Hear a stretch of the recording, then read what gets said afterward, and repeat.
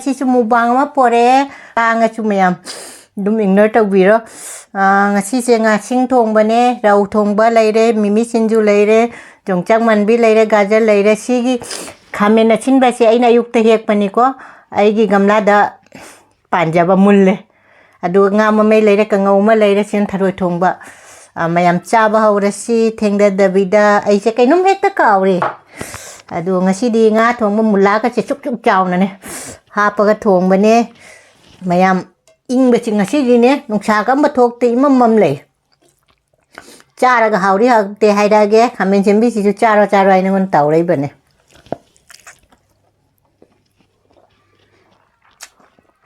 khamen chembi cha ge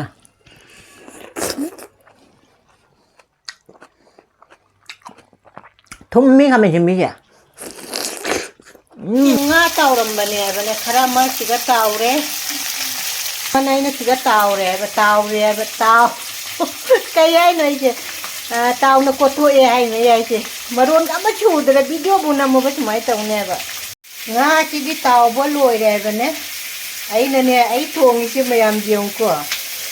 ai thong chi mula ka che ai di taw chaw na ne ha pa ga ne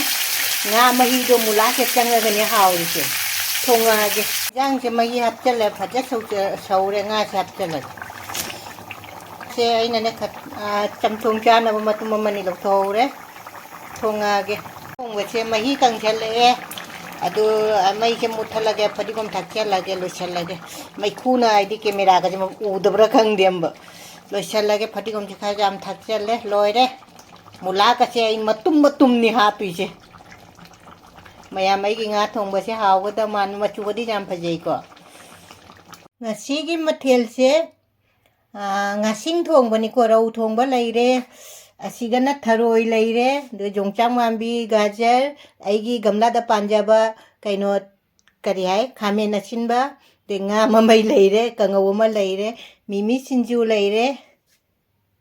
Mathel di sitani mayam punama rekhana taramna okchari ngasi su mubang ma pore Mathel di mayam mamang da loi ura poni khar langa chu mayam dum ignore tawbiro ngasi se ngashing thongba ne rau thongba leire mimi sinju leire jongchak manbi leire gajar leire sigi khamen achinba se aina yukta hek pani ko aigi gamla da panjaba mulle adu nga ma mai leire kangau ma leire sin tharoi thongba mayam chaba haurasi thengda dabida ai se kainum hekta kawre adu ngasi di nga thongba mulla ka che chuk chuk chawna ne hapaga thongba ne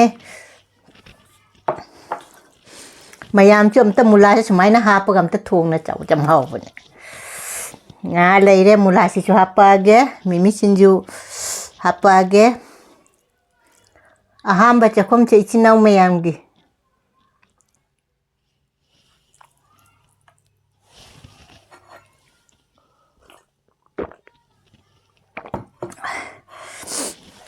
mayam ing ba ching ngasi di ne nungsa ka mathok te imam le chara ga hauri ha te haida ge khamen chembi si chu charo charo ai ngon tawrei bane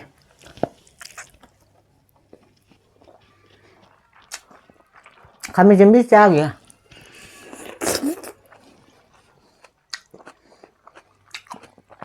thummi khamen chembi ya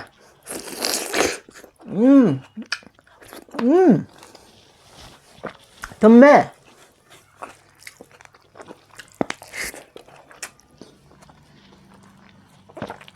Singju cha ge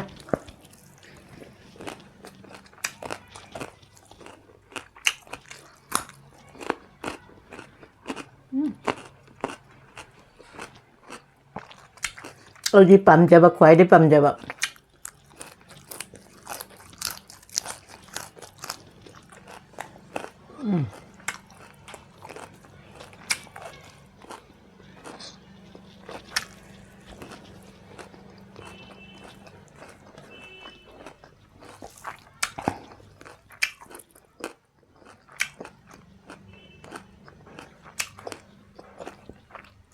Còn chắc man bị chạy bầm dao rồi. Mula đó, chào đứa dùng.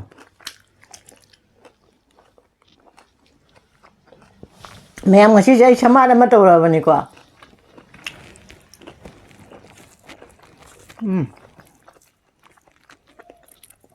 하울에 주마이는 몰라네. 아빠지.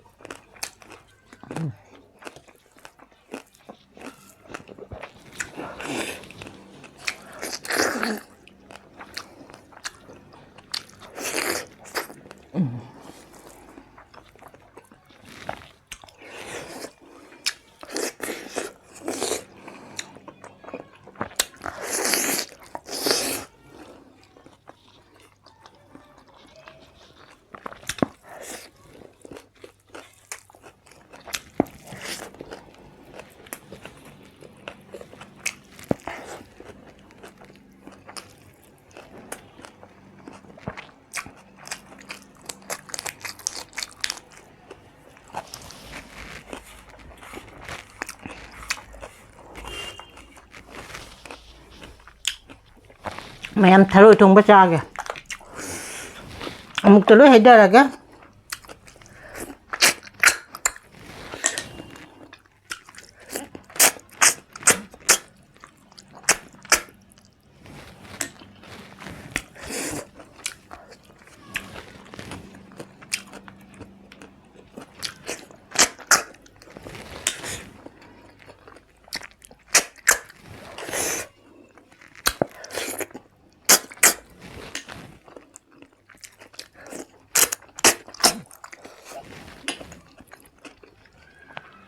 Mayam Manipur Tharoi jam hau đấy.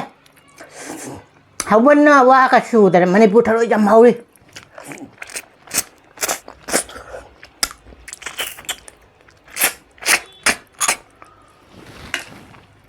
À sáng kia coi xuống được Tharoi cha bữa đúng mà hau mà nè đây.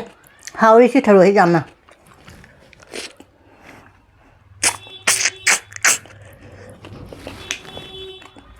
Tharoi ji di khang de ba khoi din ningra bi ai na hai ba asi che labuk tharoi da kari tharoi na du di khang de hau dau đi.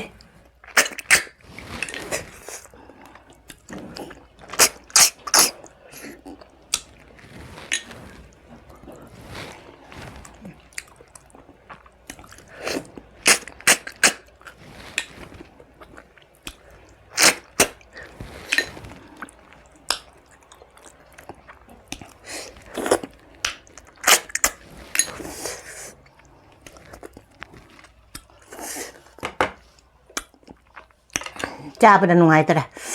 phi che tham ra Tharoi me hi ji chu ne hao ya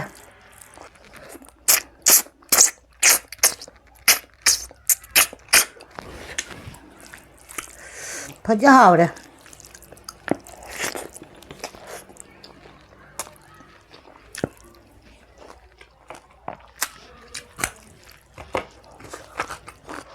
Singju chưa umurong cái nó tâu là bạn ở đây là xà ra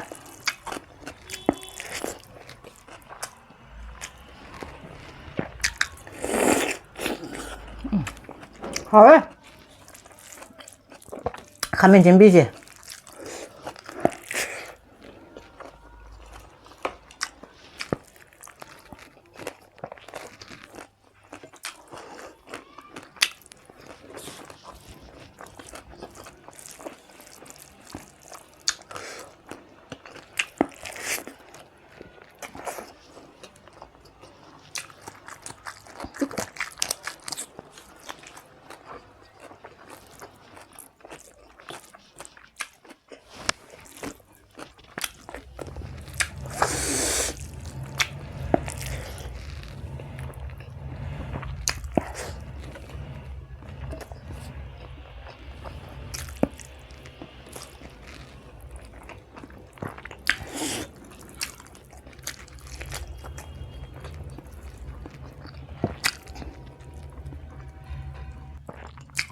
이쁘게 변화하래.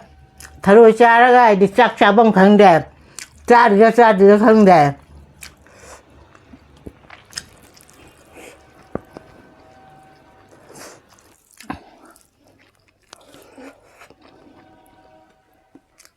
अखोई हानदी थरोई से अखोई पुखरी जुम खुदिंगे आइदि पुखरी लेरमे बाउजी उदिक लोय मेना ना आइदि पुखरी जुम मेंजना करे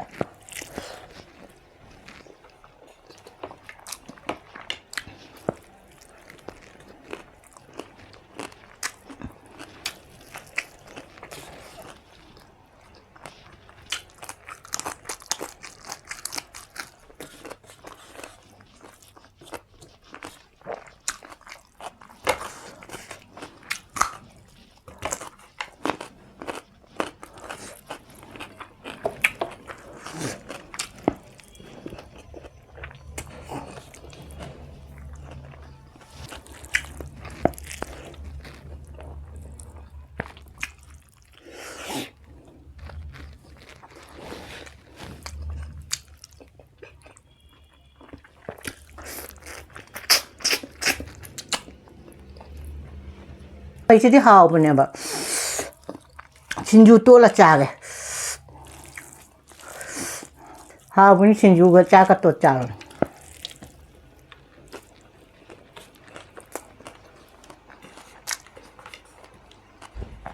सिंजू से उमरक मपुम महापुराबा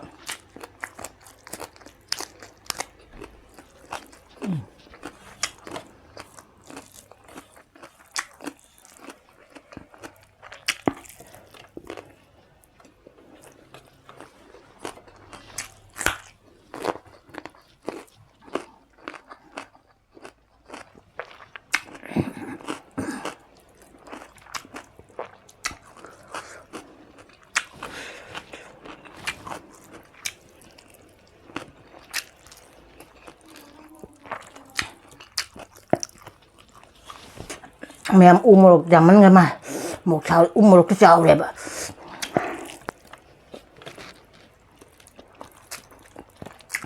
umurok sama mam dulu patera apa caw deh nggak Mayam ne आई camera से मेमोरी फुल होइना ने आई उजिंग ने खुद का हंदोगा दुगई वीडियो खरा कक्था लगा मुका नमे नि को मरकता लोइग्रसु मयाम दुमची वीडियो से दुम हापनी खुद हम दो चचा बचाओ तबनी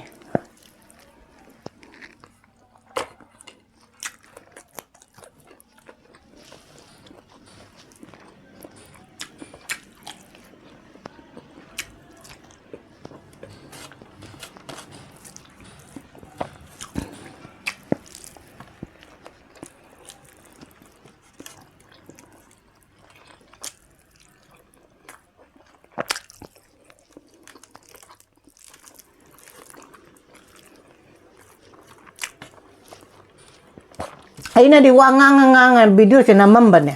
aina di nammi ba do jiung video je akai no toro me ba namam dara